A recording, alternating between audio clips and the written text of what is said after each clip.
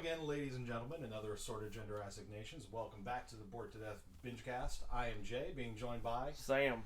And Sam, I have a question for you. Do you really want to taste it? You beat me to it. I was gonna go. Do you really wanna taste it? But yes, we are here to do a Wrapcast for DC's Peacemaker on HBO Max. And I want to clear something up. I misheard Mr. Gunn when I thought he said that there was going to be a different intro. He's like, no, it was because he wanted to have an intro that nobody wanted to skip. Right, he was waging a war against the skip intro button. Not because of the dance routine necessarily, but because the music is so goddamn catchy. Yeah. Which it is. A little backstory on that is supposedly, this is what I've heard, I don't know if I have much concrete on this, heard from a friend, that the band had just lost their label before the show aired, and were on the verge of breaking up. Yeah. Before this show kicked off with their song being on the intro. And then suddenly Wigwam, because it was Wigwam, or Wigwam that performs the song. And now they're getting all this money from people purchasing it on like Spotify and all the other streaming services. And it's basically saved the band. We don't know how true that is, but if that is true, that's awesome. Yeah, it's good that things that are random and obscure that most people might not know about, James Gunn can breathe life into it like he did with the Guardians of the Galaxy. Most people didn't know that any of those characters existed outside of maybe Star-Lord. Or Rocket. And the same thing, he did the same thing with the Suicide Squad, casting a bit of a light on some more minor characters from the he said when he was looking for characters to put in the movie, he wanted to find a bunch of people nobody would even try to make or put into a movie. Ratcatcher. Yeah. Polka Dot Man. He said he wanted to find a handful of losers. Yeah. Well, I'm not just counting them. I'm also counting the ones that were on the bait team. Was it detachable, the detachable boy or whatever? TDK. Yeah, the detachable kid, and all the others there. Of course, we also had some actual Weasel names. Weasel. But Blackguard. Yeah, Blackguard. But Peacemaker. It's not so much that he brought like some minor characters in here, although he did with Judo Master and Vigilante. Yeah.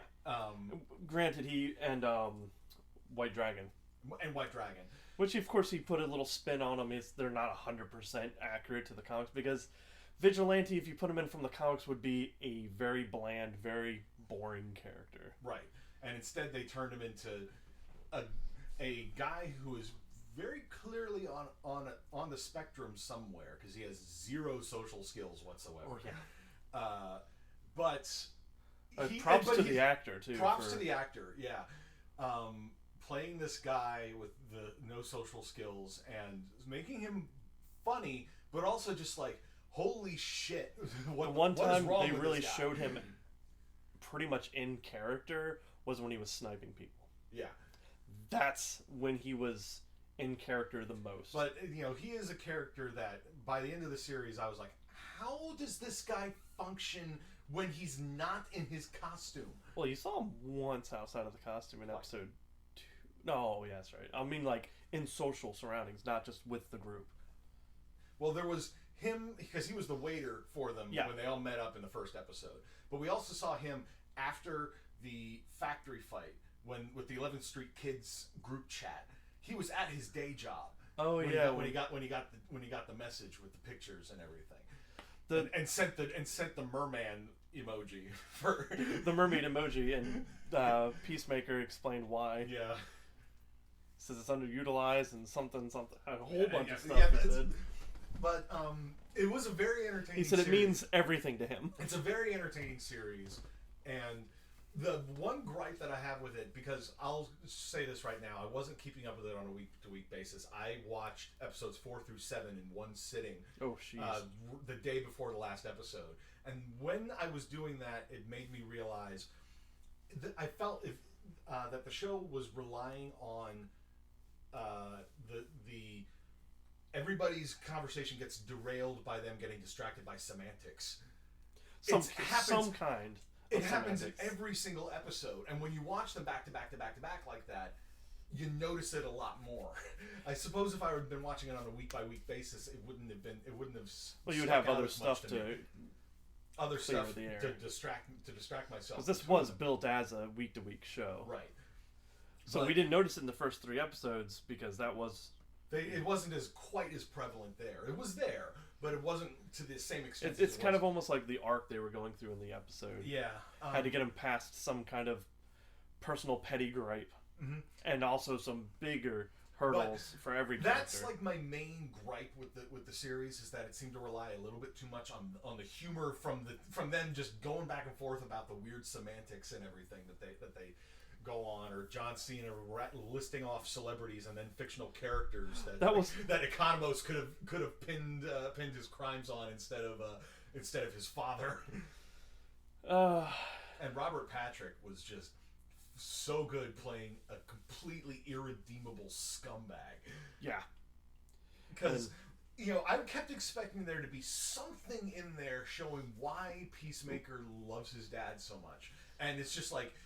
There's nothing there. He's grasping at the love he has for his brother. Right, and like his father is the only connection he has left to his brother, and that's and similarly, I think that's the only reason why Augie didn't push away Chris Smith, to the same extent, because the only thing he has left of the son that he did love, but it wasn't. But then when circumstances essentially made him think that his son was trying to kill him, led him to then want to murder his remaining son. Thanks, Autobio. Yeah. It wasn't just Autobio. Well, yeah. She put the idea in Vigilante's head. She put the idea in Vigilante's head. Vigilante slipped. Has no filter. He had one slip, and he realized his slip, though. Yeah. Once he said it. And he's like, oh, shit. He's like, you're a shit father. And he goes, oh. Yeah, it was as Augie then turned and called for the guards. It was like get the detective song because my son's trying to kill me, and then you can just see Vidge is like, oh, I don't fuck. I love the scene where he sits down and says, oh, we're oh yeah, when he's deliberately trying to provoke the Aryan Empire guys. Holy shit! I was like, I lost my mind. What is he doing? And then I was like, I get it. Great black contributions to society. I'll start. Like, I see what you're trying to do. I'm not going to attack you. I'll start the blues. Without that, we wouldn't have rock and roll. We wouldn't have. And dude, the only music we would have had is the sound of your wife fucking your dad fucking your sister or whatever it was. And it's like, okay, who's next? Yeah. I mean, it was a funny freaking show, and the butterflies were an interesting set of villains, but at the same time, you're like, by the end of the last episode, you're very conflicted about. Well, shit. You noticed it worked the same way with the Suicide Squad Starro. Mm-hmm. We're like, oh shit, this kaiju's killing everything, and you hear him after he's dying. That I was happiest when I was floating among the stars. Like smacking us with a left hook when we're not looking. But even then, we knew that shit was not as cut and dry as it seemed the moment we found out about Starro in the first place. Not before he started rampaging around. It's when Peacemaker was ready to kill everybody in the building, including Flag, which he ended up doing, just to prevent the U.S.'s involvement in everything from getting out. He was just, yeah. And John Cena proved with this series more than any other movie I feel that he's been in. Granted, I haven't seen all of the movies that he's been in, but he showed range here. Great range. And it's just like there's no question that this is why Hollywood wants to lock him into as much as they can, because he's younger than The Rock is. So he's got more time that he can do movies and stuff. And his schedule is full up as The Rock's is. But Cena has the same action figure physique as The Rock.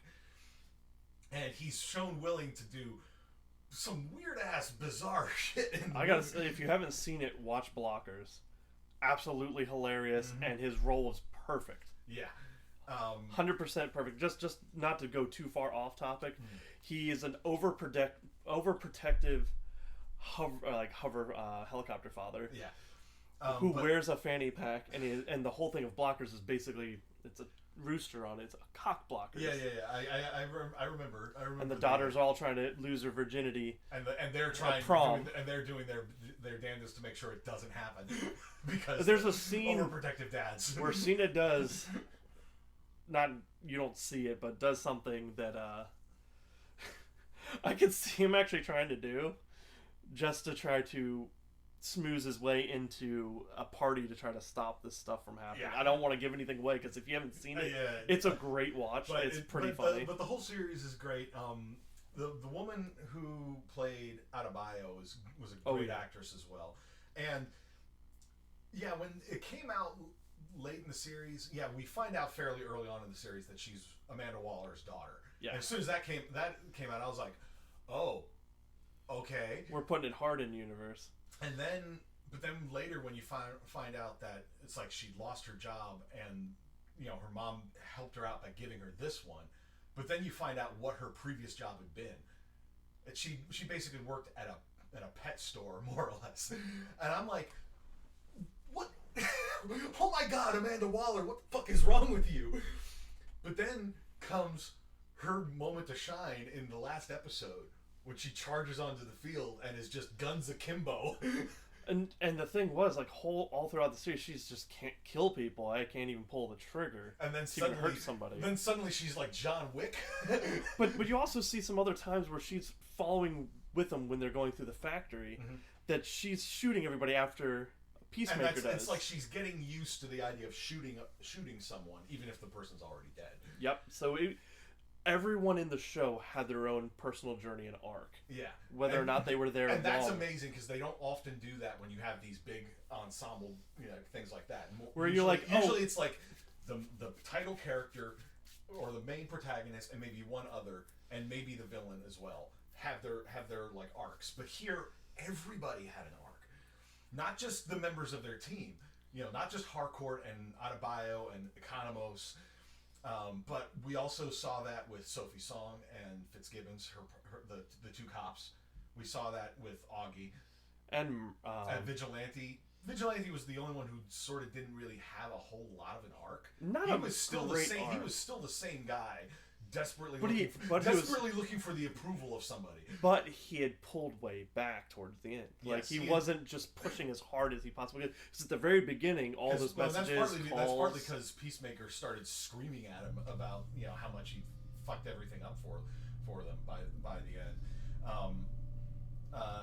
And we also even got an arc for Goff. Yeah, Goff and Merv, which is amazing because for part of that, Goff is just the butterfly. But you also got Merv too. And Mern, Mern. Mern, because he had his arc of, trying to, he's feeling for humans and trying to feel humans. I'm like, it's hard to show emotion. I'm like, I didn't get it at first because I'm like, okay, well maybe he's a hardened killer. A hardened killer who's learning how to people again. And while that's true, there's more layers to it than that. It's not just hardened killer learning how to people. It's butterfly who doesn't know how to people in a hardened killer also learning how to people. Because they pull on everything, their memories and everything when they come. And they had a lot of great, the music in this series was great as well. Oh my God, yeah. Like the scene when the Butterfly Queen storms the police station. Oh, that was a good one. While Monster is playing in the background. Was just a great scene, especially the part at the end when all of the now butterfly people are walking down the hall and all of them are learning how to smile again. Especially the guy who played Captain Locke. Oh God, Captain Locke! He has a I want face. him to play an older Joker. Or you can have him as a Joker henchman or something like that. Like no. I just had a thought. If they ever live action adapt the three Jokers, he can play one of the Jokers. Oh yeah, absolutely. You have him. You have Jared Leto, and maybe somebody else to be the third Joker. You've read the Three Jokers, right? I haven't, but I have the book. Yeah, Rode gave you a copy, didn't he? Yeah. Yeah, I definitely recommend reading it because I have read it. It's an interesting take on the whole Joker thing, but the series is just great. Hearing John Cena, who was like cookie cutter, clean cut good guy in WWE, suddenly swearing and every single fucking scene he's in. He like gives no fucks. Well, also he starts off as like this misogynist, borderline racist, because everyone kept calling him racist only because of his father. We don't see him doing anything. Well, there was also the scene at the beginning of the first episode when he's talking to the janitor. The janitor's just like, the ratio's suspect. That's all I'm saying. And he also talked to Vigilante about it. Vigilante's like, yeah, I'm 50-50, man. But it was a very good series. Did you know John Cena is the one that made Peacemaker buy in the series? I did not realize that. Did you notice the 2 times he dropped it where he was yeah. by? The first time, yeah, he did sort of drop it in there. One twice. At the bar. Yeah. And I forget when the other one. It was later in the in the season, but it's. I'll admit, when going into the last episode, I knew that they had already been greenlit for a second season, and considering where episode 7 ended, with the butterflied cops holding a press conference and pinning the massacre at the bottling plant on him, and the murder of the senator on him, and basically putting a nationwide manhunt on his head. I was like, okay, is this what's going to be the basis for season 2? No. And then we see what happens in season. Well, then we see what happens in the season finale, and yeah, we don't want to give too much away on the finale. We don't want to give too much away. The Justice League cameo was a great little touch.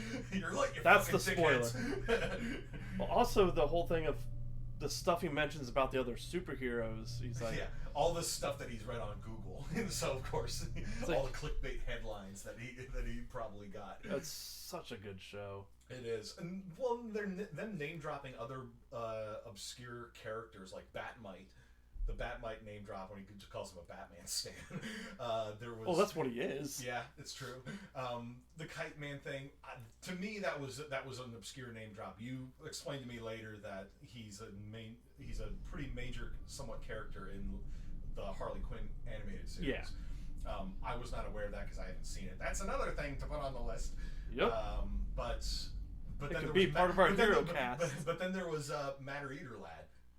When I was like, oh my god, they name dropped Matter Eater Lad. I'm like, why didn't they drop Condiment King? Maybe he was a little too known. Condiment King, Calendar Man. Well, Calendar Man is actually a fairly significant.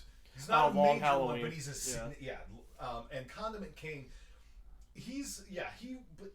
yes, he's more known, but he's one of those ones you would not expect them to adapt or name drop in one of these things. He's actually in the Harley Quinn show.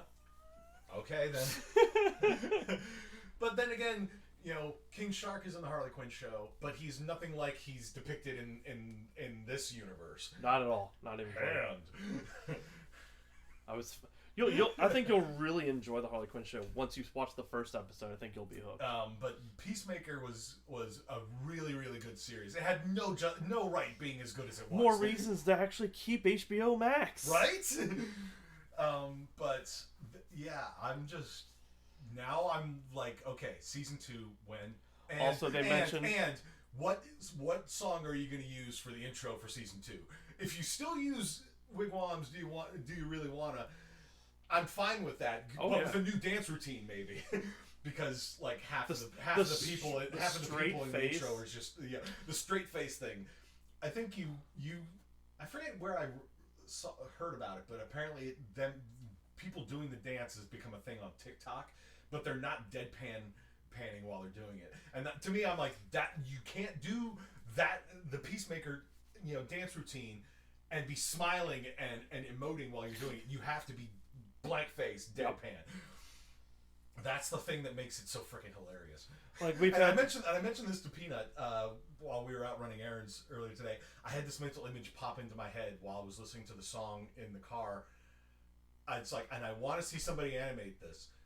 Take the My Hero cast and have them doing that dance routine. Like have does Bakugo off to the side say, "The hell's going on? This is lame." No, Bakugo would be doing it, but just like anger face the whole time. And at the end, it's not Judo Master that hops up on Deku's Mineta. shoulder. No, it would be Eri. Oh, that's a Mineta would be in the place of Augie, doing the little like the groin thrust thing with the jazz hands at the hips.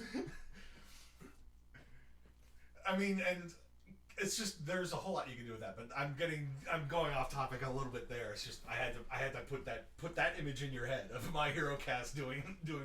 Oh, also the names of the episodes. The names of the episodes, all the puns on them. Let me get the idle stuff off of my screen right here. A whole new world, but it's world, as in spin. Best friends for never. Better Goff dead. The Chode less traveled. Monkey Dory, which with the gorilla, the surprise butterfly gorilla.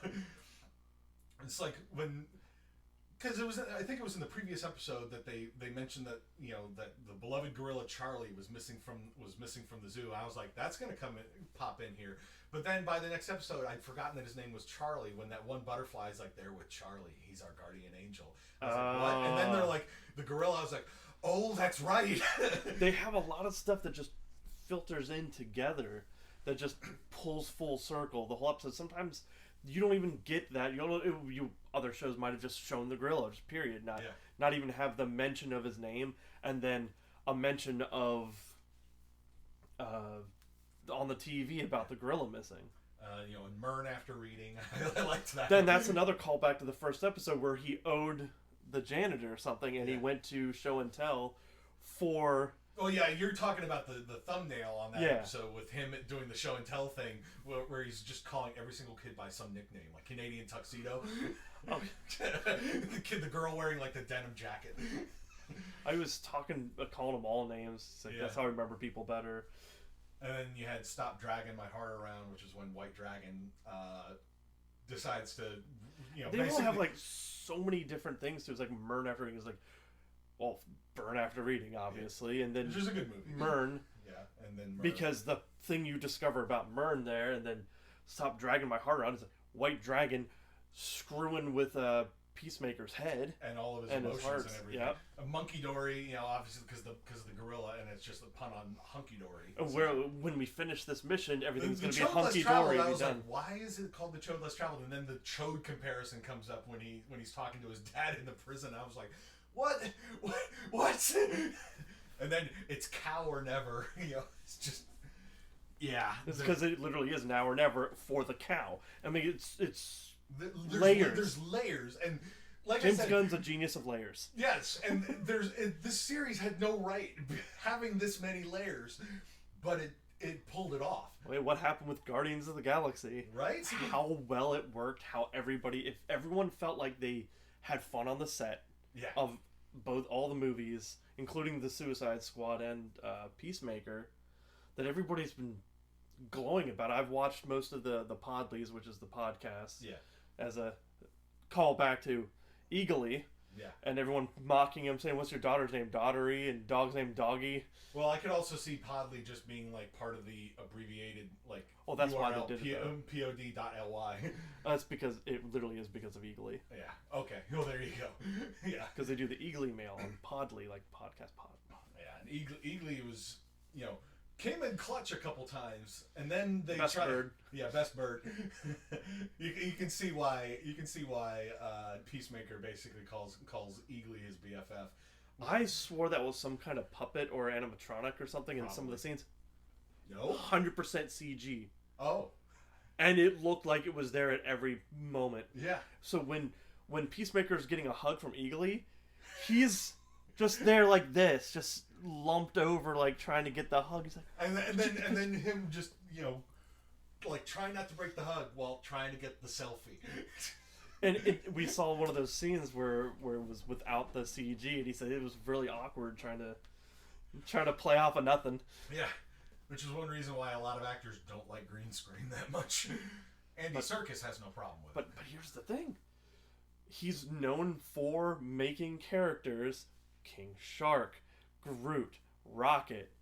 Characters look like they are there. It's not like, oh well, we're gonna see. That's part the director working with the actors to make them interact with things that aren't there. partly on the actors being able to pull that off. The CG is but then amazing. it's the CG stuff. You have to have the right team doing it. Yeah, and I'm pretty sure I have seen some really shit CG. And supposedly that Marvel helped with a little bit of this show. With the finale, yeah. Yeah, which I'm like, wow. I mean, can we get a little more cohesiveness? Let James Gunn write the amalgam movies? Yes, give me an amalgam universe, Give me the verses. Series. Give us Marvel versus DC. Give us the amalgam. Maybe not even give us Marvel vs. DC. Just make us the amalgam movies, so everybody will have a piece of the pie, rather than we have to have Superman win or we have to have Cap win or something like that. Right. Let's just have the amalgam movies. Well, especially because adapting the actual Marvel vs. DC comics wouldn't really work, because how they're depicted in the various movies and everything is different from how they were. Greatly, and that's why you can be so open with, say, we want to make Iron Lantern. Do it. We want to make Dark Claw. Yes. Do it. Doctor Strange Fate. Jesus Christ. Give me Spider Boy. It's Spider-Man and Superboy. We also had Super Soldier, who was like Cap crossed with Superman. I know there was another one that was Nick Fury and it was Nick Fury, and I can't remember the other one. It's fine. But I just want to see Bizarnage, please. Bizarro and Carnage? So you have someone as deadly as Carnage thinking everything he's doing is good. Oh, Jesus Christ. Oh my God. And he's like pure white and with like black. Who else was there? It was really there cool. was Amazon, which was Storm crossed with Wonder Woman. That's actually really neat. Though, right, current types of Wonder Woman has most of that she can do on her own now. Yeah. She never had flight before. They literally made her a god. Yeah. Well, she doesn't really have the flight. She's just fast. Comics is flight. Okay, comics. I'm talking like the movies. Like she lassos lightning? Yeah, she can basically just Spider-Man her way across the sky. Well, lassoing lightning makes sense when you consider that she's the daughter of Zeus. Which wasn't a thing up until maybe about a year or so ago in the comics. Because she was always just pure Amazonian. And then she wasn't really even pure Amazonian. She was literally clay breathed to life by the gods. But they made them. But she was like essentially mortal, but plus with all the superpowers and everything. She didn't have flight originally. That's why she had the invisible jet. And then later, they gave her the ability of flight and some of the others, like the super strength and other feats that she would have because she's Zeus's daughter. Right. But they didn't really give her flight per se in the movie. Now we're going way off topic. Yeah, we're going off topic. We went from amalgam to some more DC stuff. We went from Peacemaker to amalgam to discussing that sort of thing. But yeah, Peacemaker had no right being as good as it was. I'm not saying that is a bad thing. I'm saying you should absolutely check out this fucking show. Written in 2 months during the pandemic. Right. By James Gunn. Because he was locked down and couldn't do anything else. He was like, I'm going to do stuff. Yeah. I mean... And then he pitched it. I think we started this podcast because we were bored during lockdown. Because I was the only one in the house who wasn't going to work because I think he pitched it first and then was like, hey, I'm going to go ahead and do this. Let me know. And they were like, yeah, okay, I guess. I could easily have just seen him writing the series and then just going and be like, hey. Well, I think he did have it written then. I can't remember. Because because if you're locked down for 2 months and you're just have nothing to do, and I heard that something. Guardians is his last thing with Marvel. Apparently, he's going to be focusing after that on DC shows. Because you get more freedom with 8 episodes than you do 1 2.5 to 3 hour movie. You can develop the characters more. You can do more obscure shit because you know the people that are going to scope it out are going to be the more hardcore fans. And I've been hearing nothing but good things from people about this show. Yeah. Which is great to hear. Yes. I'm just like wondering, okay, Judo Master is obviously going to turn up in season 2 because And the interesting thing when they were talking about Judo Master has been a title passed down by different characters, and he doesn't fall in line with any of the 3 characters that have had the mantle. So it's essentially an original version Judo Master. Yeah, but he's gonna pop up in season 2, eating his flaming flaming hot hot Cheetos. I loved when he got made fun of by the guys They going, called him a leprechaun. and then he just They come back out, he whoops their ass, including mocking the leprechaun dance or whatever. And then he looks up and sees the convenience store clerk giving him the thumbs up. Because even the convenience store clerk thought those guys were jerks. Again, they probably picked on the clerk too. Well, yeah. You know what? Headcanon now for those two assholes. They are the like dickhead sons of some of the Aryan Empire guys. I wouldn't doubt it. Because he picked on the little guy and then picked on the clerk at 7-Eleven. Picked on the black clerk in the 7-Eleven or whatever, the Quick Stop, whatever the fuck it was. Only we could get Jane Silent Bob just chilling. It's like, man, looks like you guys got knocked the fuck out. Cross this over with the View Askewniverse, please. Have Bethany show up from Dogma. Jesus. But yeah, it was a great series. It had it was just so freaking hilarious. All the freaking helmets. The fact that they brought back, even though they didn't use it, the scabies helmet from the outtakes in the first 3 episodes, the extended scene, and then suddenly, as Peacemaker's describing what all the various helmets do, he's like, "This is anti-gravity. That's the human torpedo. This is the sonic boom. That's scabies for all." And I was like, "What? Wait, that actually is a thing." And this is a very rare occasion that I want to get the show on Blu-ray and digital just to support this coming out. I do not buy shows. I have not bought shows in forever because they're too damned expensive. I have not purchased a whole lot of DVDs or Blu-rays or anything in a long while because I have too much stuff. Yeah. You know. But this is one I'm definitely going to want to hold on to, show friends, have a kid and show them about 20 years later. Yeah. Like, that old man you saw in that other movie? This is what he did before that. Why couldn't I have watched this before? You'll see after the first episode. Hey, it's like, hey, you remember the T-1000 in Terminator 2? You want to see what he did about 30 years later? No, 40 years later. Holy shit, that's right. They had him on an interview on the radio station I listened to, and they asked him, like, how do you separate the character from it? Like, do you get have you been getting a lot of hate for the character you play, or people able to actually separate you from the character? He's like, sometimes, yeah, but thankfully I'm mostly known for other things, and this isn't it. But yeah, he was actually approached by James Gunn for a part, and he said, don't tell me anything about it, just, yeah, I'll take it. Oh my god. Wow. It almost feels like James Gunn is like, I'm going to give him some of the most racist, misogynist shit to say and see where his limit is. And apparently he never found it. Like, the go back and forth between him and Sophie Song. Oh my god. Especially when he called her Lucy Liu, and then she starts rattling off, starts calling white people names. My white names, and then she's like, I ran out of white guys. I'm like, how do you run out of white guys? They run Hollywood. There should be way more. Did she call him Seth Rogen at one point? No, I don't think so.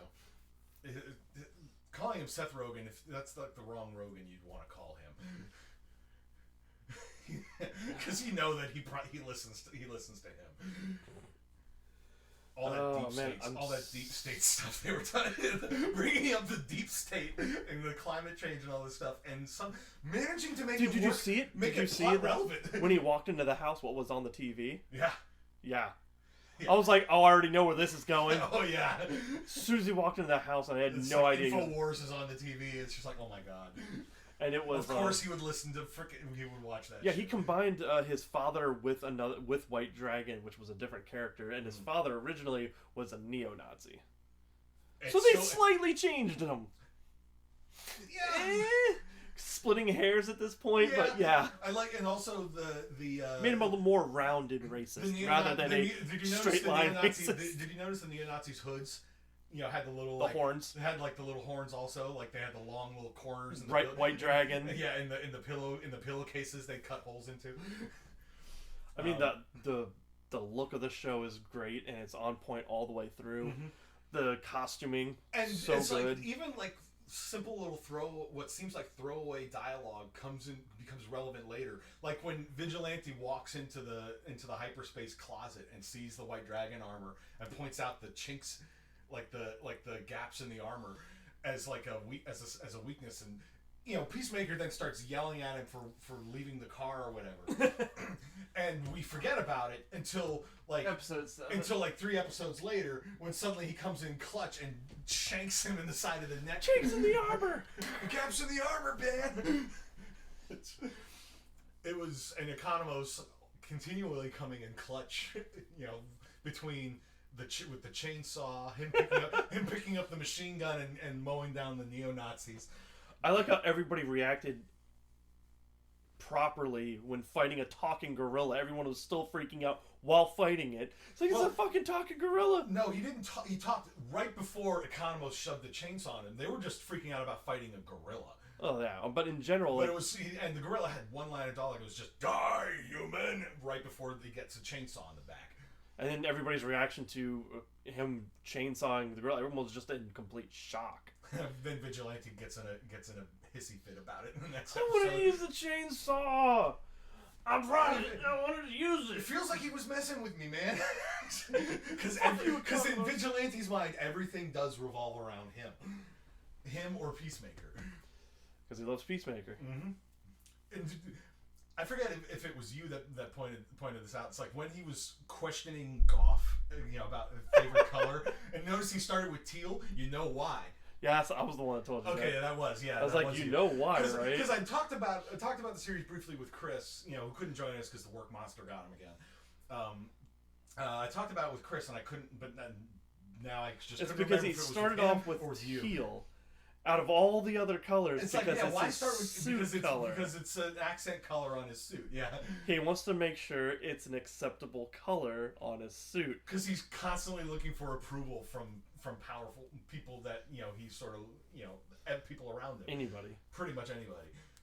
But if Peacemaker's around, it's mostly Peacemaker. I just liked that when he wasn't wearing his vigilante mask and he just had those like horn-rimmed glasses on, or not horn-rimmed, but just the glasses made him look like a fucking serial killer, which to be honest is exactly what he is. But it's just like seeing him in the jail. I'm like, this is your natural habitat, man. The way he took out all the when him taking out the neo-Nazis in the prison, I was like, okay, so he's actually got some fighting skills. Until he like roundhouse kicked that one dude and aggravated his toe. Oh yeah, his toe's getting clipped.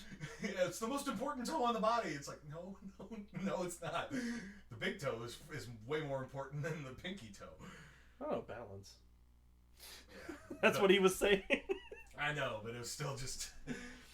And the way he got put himself in prison, he saw all the guards just sitting there having lunch on the yard. And he just drags the wastebasket, and it took just a little bit too long. Like every single gag in this movie, a lot of them came around with it's like it goes just a little bit too long. Like the fart gag in the last episode. Went a little too long, but I still laughed my ass off. Yeah, it's like you were still laughing, but at the same time you're like, okay, you need to stop and move on with the scene. It's also hammering home that they're both immature dickheads. Yeah, raging children. That they both have a maturity level of no. Yeah. And part of that in Peacemaker, and of course, Vigilante's like playing along with it in like stupid ways. Oh yeah, because he doesn't know, he has no filter. Like also copying him when he's trying to talk to Eagly, and he's like, "What the fuck are you doing, man?" Yeah. Oh my god, it was just so good. And the cliffhangers on the episodes too, they did a great job with those. Yeah, you don't have to deal with those when you do binges. But even though I was binging the episodes, I was like, oh my god, Sam was probably losing his shit with the cliffhangers. Like the cliffhanger at the end of episode 3, when you see the map and the butterfly distribution popping up on the world map. I was like, but and then there was like the tongue with burn, and then when Adebayo puts on the X-ray helmet, I was like, oh no. I know. I was like, what time is it? No, this is gonna end the episode.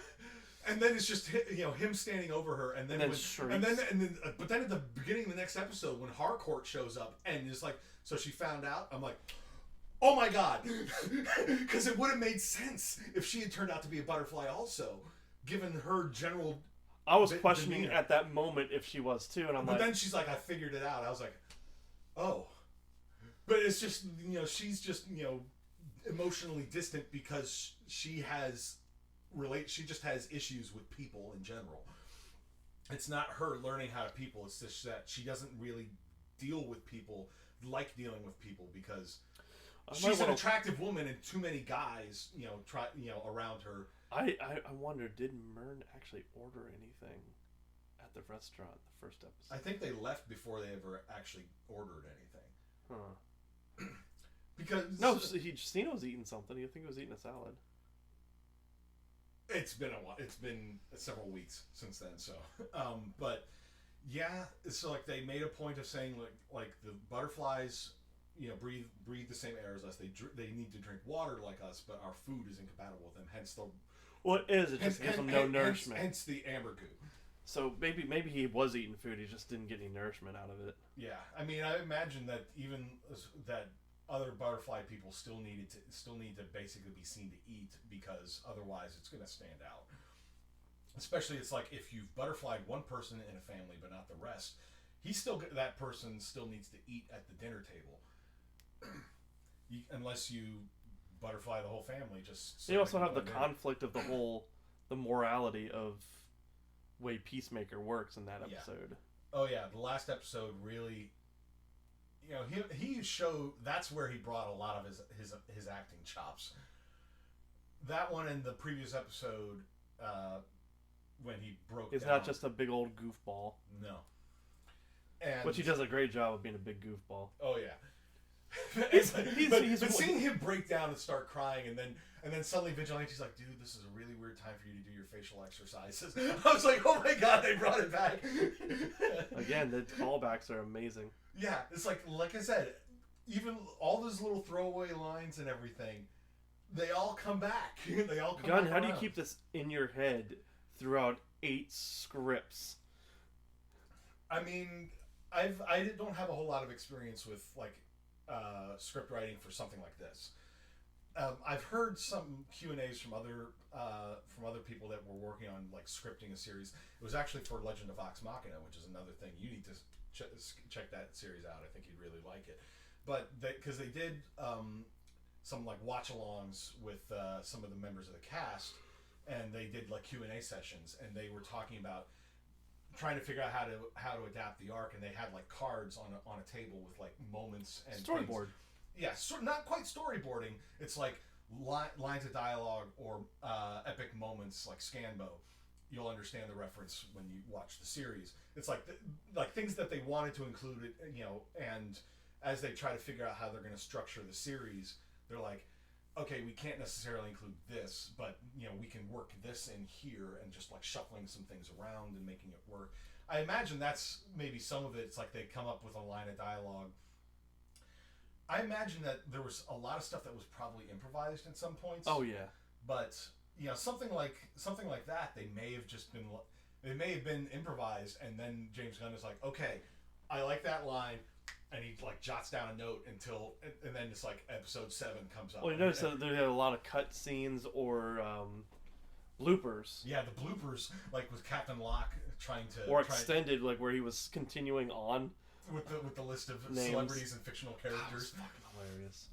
I know it felt like it went on too long, but every time I felt it started to go too long, he would mention something that would make me laugh again, yeah. And then it would keep going. I'm like, okay, or Vigilante basically saying, you need to warn me about sarcasm, because he doesn't know the extended version of that scene where he's addressing Economos. It's just you eat more corn chips than any human should consume, and I'm worried that you're gonna die. And I'm seriously worried that you're going to die. This is sarcasm, but I am serious you're going to die. But seriously, I am worried you're going to die. And Economos looks up and just goes, thank you.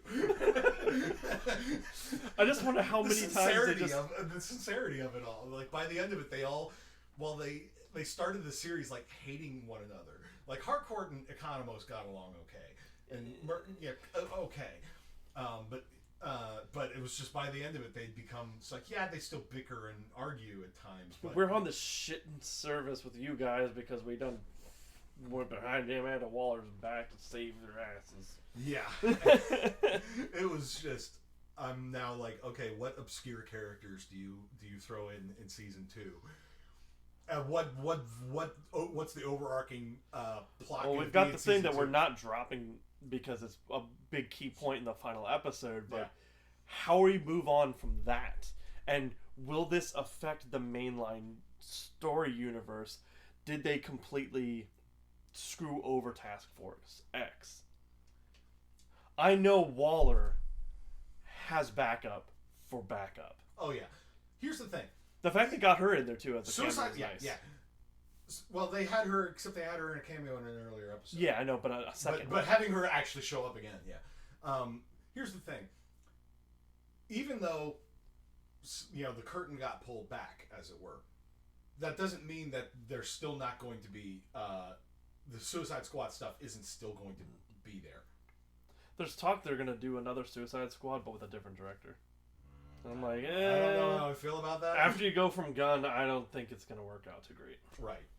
I can't remember who they said they were gonna have do it. I don't know. I think I've heard the same talks, but yeah, it was. This is a great series. It was just. If you have HBO Max, you should track this down. First, watch The Suicide Squad. Amazing movie. Got to see premiered. It was good. Then watch Peacemaker, because you really kind of do need to watch The Suicide Squad. Yeah, just a little bit. Just to know who Peacemaker is. Yes. Or else he wouldn't have that much of a redemption arc. Right. But also, you should check out The Suicide Squad anyway, because it's a really fun movie. It's a fun movie. It's a great movie, and unfortunately, it underperformed because, COVID. Yes. But then, once you watch that, then watch Peacemaker. And then watch Suicide Squad again. And then Peacemaker.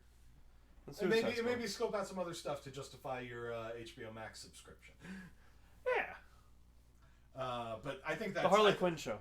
Yeah, there you go. But I think that about wraps up this edition of the Bingecast. We've sort of exhausted. Yeah, it was... wraps up the Wrapcast. Yep, it was this concludes our little Wrapcast for Peacemaker. Which we might have one for The Boys, or The Boys Diabolical, or... There's more stuff that we have planned. I apologize to any of our listeners for the delay in a lot of releases, of stuff that we have backlogged. I've just been, previously... Man's forgot. I forgot. And the Bored to Death clan is going through a little bit of a shakeup. Bit of a shakeup, but we will still be around. But yeah, we have more stuff. I need to just remember to upload shit. It's because I have stuff backlogged and I need to do it. We'll get back to the Hero Cast. We'll get back to the Anime Cast. Well, the Anime Cast is just sort of Bingecast in general sort of stuff. But yeah, Is Peacemaker part of the Hero Cast? Yeah, because it's just hero stuff. It's not just hero anime. It's superhero stuff. But he's not really a hero. That's not Marvel. But he keeps calling himself a superhero. That's true. I mean, you remember the argument that he had. The shit talk he had about Batman. Yeah, with the neighbor. So Batman's a pussy. So which Batman is he talking shit about? Yes. I mean, the shit talking. And we might have a little talk about the Batman afterwards. We should definitely do an after action report for that, because we are rough, planning on seeing that. Do it. It's gonna be like 2 a.m. Yeah, but we're gonna need to do it. But it's on a Friday, and none of us have to work the next day. 2 a.m. Yeah, it probably will be by the time we get home and get set up and everything. Yeah. But that's in the future. But this concludes this edition of the Bingecast. So for Sam, I am Jay, and we will see you next time. Don't forget to get the dog the invisible bone.